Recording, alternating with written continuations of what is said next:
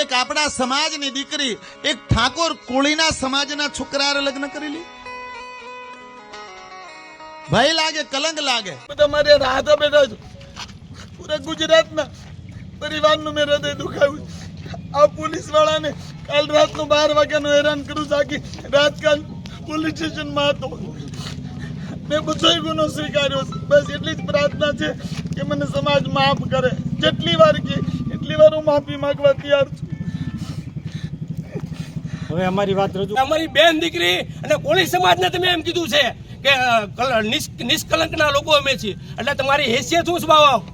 આ વાત તમે મારી વાત સાંભળો જો બાપુ સાહેબ એક મારી વાત રિસ્પેક્ટ સાંભળો. એને હું બધા સમાજના સંતો મંતોને સેલ્યુટ કરું છું, પણ આ બાવાને કહેવા માંગુ છું. એટલે આને બોલ્યા છે એનો અમે પ્રતિકારક વિરોધ કરીએ છીએ. મારાથી ભૂલ થઈ છે. હું તમારે યારે નાનો મોટો થયો છું. તમારા રોટલા મેં ખાધા છે.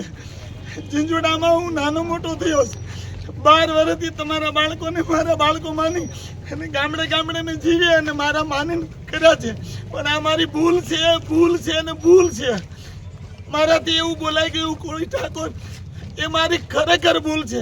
મારો સમાજનો હૃદય દુખાવાનો કોઈ ઈરાદો નહોતો. અને એટલો તો વિચાર કરો કે જે સમાચારે મોટો થયો હોય, જે સમાચારે જીવતો હોય, એના વિશે હું કોઈ દી અપમાન કરું? મારા હૃદયમાં કોઈ આપણા સમાજ માટે કોઈ એટલે કોઈ એવો ભાવ નથી કે હું આપણા સમાજને ક્યારે નીચો કહું કે હલકો કહું. તમારા આપણા સમાજને નીચો કહેતા પહેલા હું હલકો પડું, કારણ કે હું તમારી હારે થાળીમાં ખાઈને મોટો થયો છું. અને અહીંના બધા ઝીંઝુડાના સાવરકુંડલાના બધા ઓળખે છે મને કે 12 વર્ષથી હું ગામડે ગામડે કથા કરી મારા બાળકોને મૂકી અને એક વિદ્યાલય ચલાવું છું. 457 કથામાં મારી કોઈ દી ભૂલ નથી.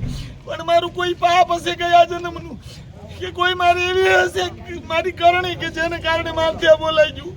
પૂરા સમાજ આગળ હૃદયથી ક્ષમા માંગુ છું કે મને માફ કરજો. અને મને ખબર છે, મને પૂરો વિશ્વાસ છે, આજ નહીં તો કાલ આ સમાજ હૃદયનો ભોળો છે ને માફ કરશે અને માફ કરશે. મને પૂરો વિશ્વાસ છે.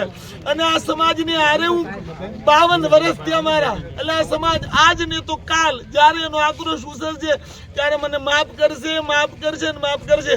અમારો ભરોસો છે, મને પૂરો ભરોસો છે. મારા કોળી ઠાકોર સમાજ માટે જેને હારે હું મોટો થયો હોય, આટલું મેં 20 વર્ષથી સેવા કરી હોય, મારે એક ભૂલ થઈ તો મારો સમાજ મને માફ ન કરે અને તમે માફ નહીં કરો તો કોણ કરશે? કાલ મારું વિદ્યાલય બંધ થઈ જાય, મારા સમાજના 58 થી 60 બાળકો ભણે છે, એ બધા ક્યાં જશે? 108 બાળકો ભણે છે.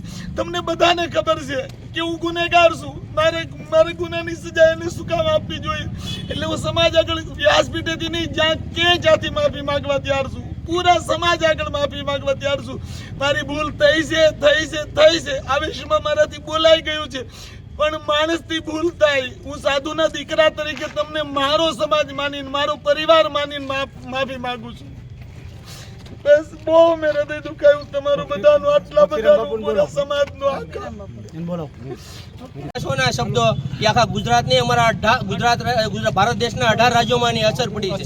હજી તમારે તો સહન જ કરવાનું. 5 વર્ષ સુધી આ વ્યાસપીઠ ઉપર તમે પગ મૂકશો ને તો જ્યાં પગ મૂકશો ને ત્યાં કોળી ને ઠાકોર 18 ભારત દેશના રાજ્યોમાં તમારો વિરોધ કરવાના છે. અને અમારી માંગણી છે, કાલે અમારી એક રૂબરૂ માંગણી છે આપણા સમાજના આગેવાનો વિશે. અમારી એસપી સાહેબને એક વિનંતી છે, કાલે અમારી મુલાકાત અમને સમય આપો, અમે રજૂઆત કરીએ અને બાપુને જે કાયદાકીય રીતે સંવિધાન મુજબ, જે બાબા સાહેબ આંબેડકરના નિયમ મુજબ અમે હજી 50 વર્ગ છીએ અને તમે હીન કક્ષાની વાત કરો. તમે પણ ઓબીસી માંથી આવો છો અને ઉજળિયાતની વાત ક્યાં આધારે કરો છો? તમે આ એક મોટામાં મોટી ભૂલ કરી છે. અને ઓબીસી સમાજ છે એ દેવાવાળો સમાજ છે, મજૂર વર્ગ છે અને પછાતોના કામ કરીએ છીએ. અમે અમારી હક માટે લડીએ છીએ. તમે એમને કી કક્ષાની રાજનીતિ શીખવાડો છો? અને તમે અમારો અધિકાર છે, અમારી માંગણી છે, તમને જે કાયદાકીય રીતે સંવિધાન મુજબ જે પણ સજા થવી જોઈએ એ તમે સ્વીકારજો અને સજાને લાયક છો. તમે કે અમારી બેન દીકરી અને કોળી સમાજને તમે એમ કીધું છે કે નિષ્કલંકના લોકો અમે છીએ, એટલે તમારી હેસિયત શું સ્વભાવ?